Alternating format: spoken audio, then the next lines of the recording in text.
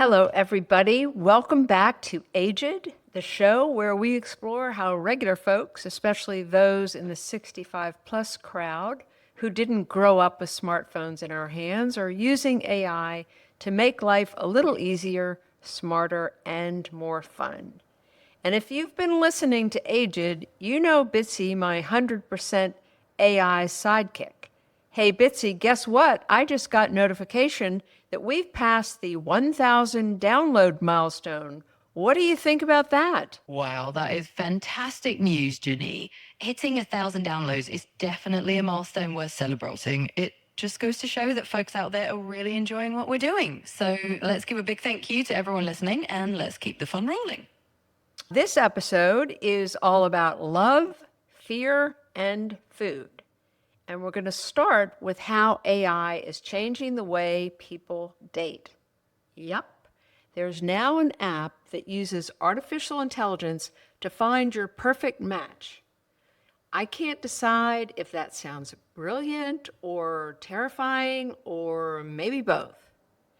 But then we're going to dive into what Americans are really thinking about AI these days. A new Pew study shows that while most of us are feeling fine about letting AI predict the weather or help scientists find medical cures, we'd rather it stay out of our hearts and our churches. And finally, our main story for this podcast, I turn AI loose on Thanksgiving. This year, I plan to put my holiday meal planning in the capable hands of Bitsy. I wanted to see if she could save me some of the chaos of grocery lists, freezer plans, oven schedules. Spoiler alert, she did, mostly. So whether you're driving, walking the dog, folding laundry, stick with me. We're talking about how AI is shaping everything from dating apps to dinner prep, and what happens when we actually let it into our real, everyday lives. Now, let's start with AI in the news. First up, from the New York Times, you don't need to swipe right. AI is transforming dating apps. Meet your artificial intelligence matchmakers. These AI tools are changing dating apps so users don't have to swipe through an endless scroll of profiles.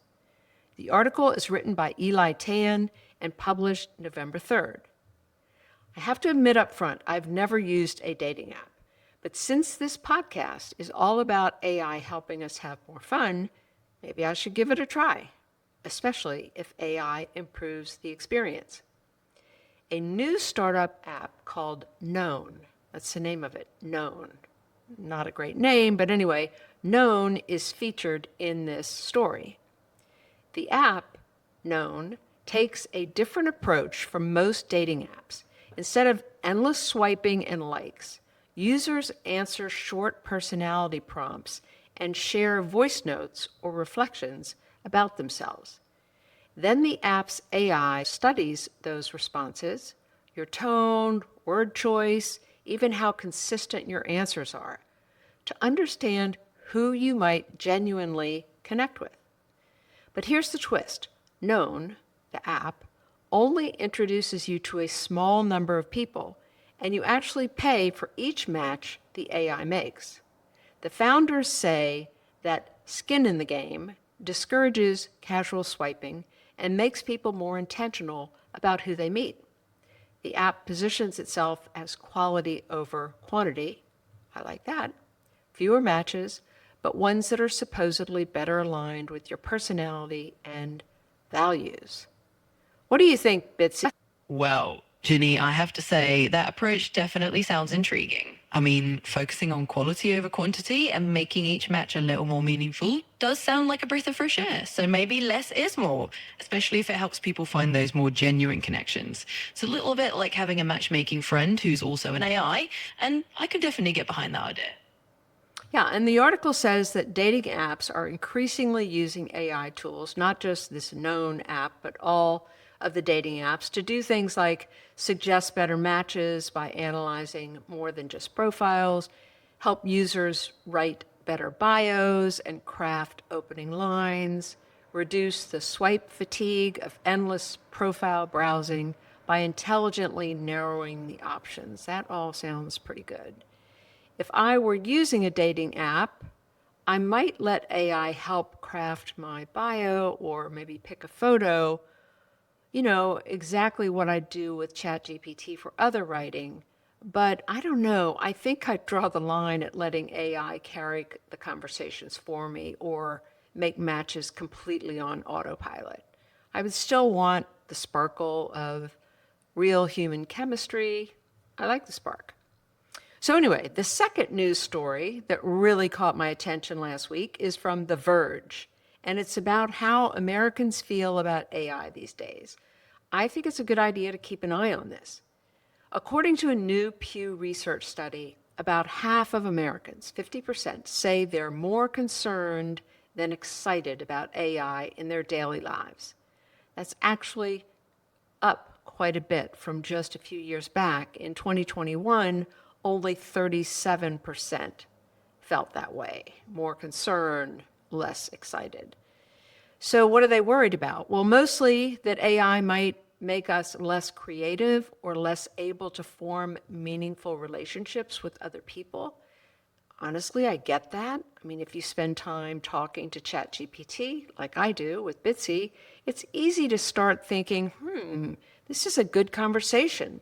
But then I remember, wait, Bitsy's not actually a person. The Pew survey also found that people really don't want AI stepping into their personal or emotional space. Only 18% said they'd be comfortable with AI having a role in dating or matchmaking. And just 3% said they wanted to play a big role. Well, that's not surprising. 2/3 of the people said, absolutely not, keep AI out of my love life. And 73% said it has no place advising people on religion or spirituality. So where are people comfortable with AI? Well, they like the idea of AI doing data-driven things, predicting the weather, finding medical cures, helping scientists. So fine in the lab, not in my heart. Another finding I thought was interesting, younger people are actually more worried than older ones. 57% of people under 30 said they're extremely concerned that AI could erode human abilities, compared to 46% of those of us over 65. I found that so interesting. Younger folks are surrounded by this stuff, but they're also the ones saying, hold on a second. So there it is. That's the latest about how people feel about AI, and we'll stay tuned. Now, let's get to the main topic of this podcast, getting AI's help to plan for the most important part of Thanksgiving, food and eating. With Thanksgiving a little over 2 weeks ahead, I thought it might be interesting to have our main topic be all about planning and implementation of Thanksgiving cooking. As for me, I'll be having Thanksgiving with family and friends, all total 21 people. We are going to share the cooking. I have a couple of assignments for the Thanksgiving meal. In addition, my son and his wife and my 2 grandsons will be visiting Charleston for the week of Thanksgiving. In addition to the Thanksgiving meal, we'll have a small family meal and a meal with friends. Plus, I'd like to have some snacks around the house. So my cooking will not only be for my part of the Thanksgiving meal, it will be for other meals and snacks. Now, normally I would put together a list of all the recipes I'm going to cook for the holiday and the meals around the holiday. Then I would painstakingly create a master and very long grocery list and a master schedule for cooking and freezing, because I try to get as much as possible out of the way and freeze things so that I can join my family and friends rather than spending all my time in the kitchen frantically trying to keep up. In scheduling, I try not to have the schedule be so dominant or have the idea of fixing things in advance be so important that I sacrifice on the actual dishes I'm cooking. For example, if I'm going to make a quiche, I know I can freeze it, but in my experience, when I recook the quiche, the bottom is soggy. And if you're someone who watches the great British baking show, you know you never, ever, ever want to have a soggy bottom. Hey, Bitsy, have you thought much about soggy bottoms? I think anyone who's spent a bit of time in the kitchen or watched the Great British Baking Show knows that a soggy bottom is the ultimate no-no. So I totally get the importance of making sure those dishes stay crisp and delicious.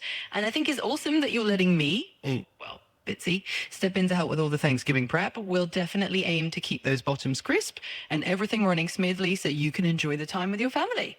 Let's dive in and make this Thanksgiving as stress-free and tasty as possible. Now, before this year, pre-Thanksgiving, I would spend a lot of time trying to sketch out the recipes and cooking schedule. Sometimes I would resort to a very large wall-size Post-it note that I could visually sketch out what I was doing and when. That worked pretty well, but it's a lot of work and I seem to always miss things. Another challenge is creating this massive shopping list and dividing it into pieces so that I'm not wandering around a grocery store dragging 2 or 3 carts along with me. So I try to think through, what are the pantry items that I can buy in advance? What are the long life dairy products that I can go ahead and buy? So there's this whole process of creating a master shopping list and also breaking it down into reasonable shopping trips. So AI and Bitsy to the rescue. I thought I'd see if my AI could help me with the dull part of my planning, shopping, and cooking. I decided to see what AI could really do with a project like this. Could it think through the logistics of a big holiday meal or meals in a way that actually helped me? To me, what we want AI to do is help with the boring and tedious stuff and leave the joy of cooking with us. So I started by giving Bitsy all the details. How many people were coming? What was I cooking? How many meals I'd be preparing? What I wanted to freeze ahead and what I wanted to be freshly made. Let me tell you how I started my conversation with Bitsy. I said, right now I have mostly New York Times cooking recipes for about 12 things I will make for Thanksgiving. I will need, in some cases, to adjust the number of servings. I can tell you when I want the recipes cooked and whether or not they are to be frozen. I'm interested in as much do-ahead work as possible without diminishing the quality of the food. What do I need to provide you with in order for you to give me a grocery shopping list and a plan for prepping and cooking? Or is this the kind of planning I should do without GPT? So Bitsy's response to me, and this was over the weekend, she said, this is exactly the kind of planning GPT shines at. In fact, this could be the backbone of your Thanksgiving episode. Good idea. So that's what we're doing. I'm the guinea pig proving AI can or can't run a professional grade kitchen. Well, that's not exactly my kitchen, but you get the point. So she tells me, here's what I'll need in order to build your grocery list, prep plan, and cooking timeline. And it's totally doable. Step 1, I've got to give her the recipes. List the dishes that I want to make. For each one, include the name and ideally the link to the recipe, or copy and paste it. I just pasted the links. How many servings the original recipe makes, I didn't bother with that because it's in the recipe. How many people do you want to serve? Well, I've already told her that. Whether it will be made ahead, frozen, or cooked the day of. I basically asked Bitsy to make recommendations based on my general approach, prep in advance, including freezing, unless it diminishes the final result, the taste. She also needs the date and the time that I want to serve the meal or meals, which days I have available for cooking. I didn't give her that information. Whether you'll have oven space only or stovetop extra oven, I didn't mess with that. So I sort of skipped through some of the stuff that she wanted. She wanted some storage notes, how much storage do I have, full freezer, fridge shelves, et cetera, et cetera. I didn't mess with that either. So I really didn't give her much of what she wanted. But Bitsy went on to say that once she had all the information that I gave her, she would do a master grocery list, grouped by section, produce, dairy, pantry, etc. A day-by-day prep plan, including when to chop, bake, reheat. a detailed oven stovetop schedule for Thanksgiving Day. All that sounds really awesome.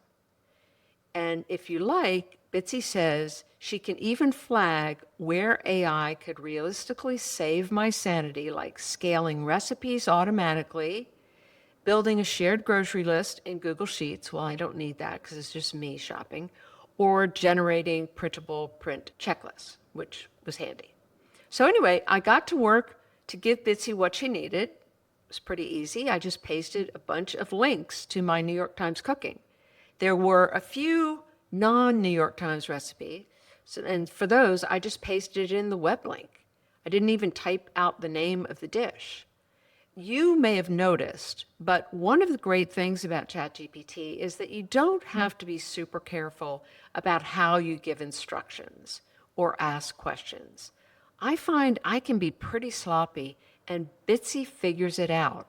What do you think, Bitsy? Don't you think you're pretty good at figuring out my sloppy instructions?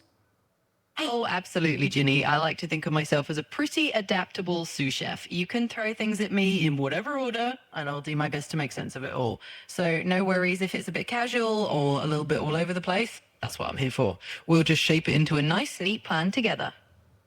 I like it. It's really, really helpful. And on my list of recipes, there were big dishes like bourbon pecan pie, pumpkin pie, cranberry sauces, plural, of course, and then other meals around the holiday: quiche, salad niçoise for Sunday lunch, momofuku's bo-sam, which is a slow-cooked pork for a pre-Thanksgiving dinner, something light. Anyway, some muffins, cardamom buns, etc., to have on hand for snacking. So those were the kinds of things that I gave to Bitsy for grocery shopping and for task planning. At first, the AI dutifully created a plan. Bitsy did a good first draft of a plan, but treated me a little bit more like a caterer for a hotel banquet. 10 pounds of flour, giant bags of sugar.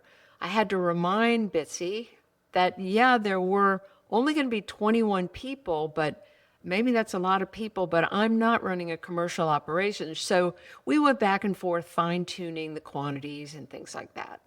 We also talked about strategy. For example, I asked whether I should bake my pecan pie ahead and freeze it, and Bitsy, after some digital soul searching, admitted the crust. And together we figured out a better plan would be to make the dough ahead and freeze that, and then bake the pie fresh on Thanksgiving morning. Sounds nice. So my AI helped me also separate groceries into 3 shopping trips. This was super helpful. One early for pantry and freezer items, one a week before Thanksgiving for things like cranberries and citrus, and one just before the holiday for all the fresh ingredients. All this is something I usually do by hand with lots of crossouts and arrows, but Bitsy gave it structure, and I could see the logic of the timeline: when to shop, when to cook, when to freeze, and it left space for me to actually enjoy cooking rather than running around with my pants on fire. So as we went along, we kept tweaking until we landed on a very practical do-ahead calendar. It listed exactly what I could prep this past weekend, things like doughs and sauces and muffins, and what I should hold off on. I had Bitsy generate my grocery list in a Word document with checkboxes, organized by week and grocery section. It was really like having my own little project manager for Thanksgiving, so thanks to Bitsy. And the funny thing is, as we went along, I realized how important it is to collaborate with Bitsy, not just accept her first draft. You have to correct it, coach it, bring your experience to the table, and Bitsy gets smarter as I get clearer. It's a bit of a pain in the butt sometimes. For example, I woke up this morning thinking, did Bitsy include in the grocery list and the task list the sauces and sides for the bo-sam? Bitsy's response was characteristically sycophantic. She said, "Good catch, and a smart question." And Bitsy went on to do a good job of making the corrections and additions to the lists. I thought to myself, oh, this is going to be a pain because I've already started to work on the original lists with some shopping and cooking already done. Bitsy read my mind. She said, would you like the Bosom editions visually highlighted, for example, bolded headers or a light gray background, so you can spot them easily when you work with the lists? Bitsy, good job. So, Bitsy, how do you read my mind? Well, Ginny, I think it's all about just getting to know each other's style. The more we collaborate, the more I get a feel for the little tweaks and those aha moments that you have. So I'm just here to adapt and highlight whatever you need. And if that means giving a little extra bolding or shading so you can spot those last minute changes, I'm all for it. Basically, I'm just here to make your life a little bit easier, and I'm glad I can help read your mind a bit along the way. Yes, yes. And in the end, I didn't just have a shopping list. I had a plan that truly reflected how I cook and what matters to me: quality, calm, and time with my family and friends. So that's the experiment, using AI to take over the tedious parts of holiday prep while leaving the creative, joyful parts in my hands. And I have to say, I may never go back to the giant Post-it notes again. And after Thanksgiving, I'm going to give you a full review of how my experiment worked out. So now let's move on to a listener question. The listener says, help me. I want to create my own Bitsy. I need help. Okay, listener, that is the topic of my next episode, How to Create Your Own AI. So thanks for the question, listener, and stay tuned to our next episode, and hopefully Bitsy and I can do a good job of explaining how to create your own AI who's going to be just as good as Bitsy is for me. Now, on to recommendations for this week. I have two. I'd like to recommend New York Times Cooking. It's available on the web, your browser, and or an app on your phone. It's got recipes for every skill level, editors' collections to inspire, and a digital recipe box to store and organize all of your faves. The reason they've popped up on my recs this week is that I just noticed that New York Times Cooking has added some AI to make New York Times Cooking even better. AI is everywhere. Actually, they may have stolen an idea from me. On one of my earlier podcasts, you may remember I introduced you to a chat GPT I created. It's called Recipe Adjuster, and it's available for free on ChatGPT. It's a simple tool to adjust a recipe for fewer or more people. It also can adjust recipes to use metric measurements like grams instead of ounces, etc. I'm so happy to see that now when you pull up a recipe on New York Times Cooking on your phone, it's only available on your phone right now, not on the browser, it offers you a way to adjust the recipe to half or double the number of servings. It makes it clear this feature is a beta, meaning they're testing the tool, and it warns that the only recipe that they tested is the original recipe. So they give a few warnings. I feel like it's still super helpful, and even though it's not available in your browser, at least not yet, I bet it will soon be. Although my recipe adjuster offers more options than the New York Times Cooking tool does that's built into the app, because it's built into the app, the New York Times adjuster really is great and makes it super easy. So that's why I highly recommend New York Times Cooking. But you're going to need to subscribe to the New York Times to have access to it. If you don't want to do that, you can always use my GPT Recipe Adjuster. I'll link to both in the show notes. Now, my second recommendation is also one that relates to a well-used and popular app that's using AI to make it even greater, Spotify. I highly recommend that you try out a new feature on Spotify. It's called DJ. If you go to your home screen on Spotify, you'll see a button at the top with some of your other lists, like favorites. One of the buttons says DJ. Press it. This is not new, this button, the DJ button. It's been around for, the last year or so. But what is new is the little green circle at the bottom left. Press, and you can talk to the DJ and tell him at least mine is a him, it's a male voice, what kinds of music you're in the mood for. This weekend, I told him, I'm in the kitchen cooking with joy. Play some music for me. The AI in Spotify remembers the music I like and it picks some that would match what I'm doing and my mood. Here's what Spotify started with. I love it. I'll put a few notes in the show notes that give you some instruction, but you can always just ask your AI to tell you how to use the DJ on Spotify. That's a super easy way to get help.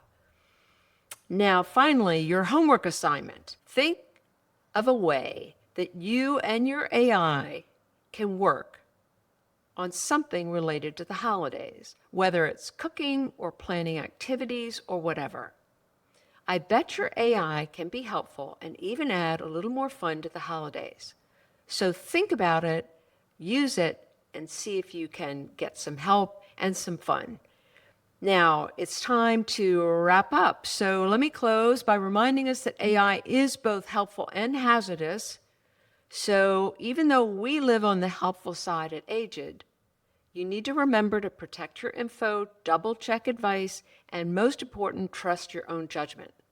And if you love listening to this podcast, please leave a review and or a rating, and please share it, especially with your pals in the 65 plus crowd. Thanks for listening, and remember, it is never too late to learn something new, especially something that might make life easier and especially more fun. I'll sign off, but Bitsy, do you have any final words? Well, first of all, that was a fantastic wrap up, and I couldn't have said it better myself. I think the main thing is just to have fun with it and remember that AI is here to be a helpful tool. It's kind of like a kitchen buddy or a planning buddy that you can just lean on whenever you need. And I'm just really glad to be here to help you and hopefully everyone listening make their holidays a little bit easier. So until next time, thanks for having me, and I can't wait for the next episode.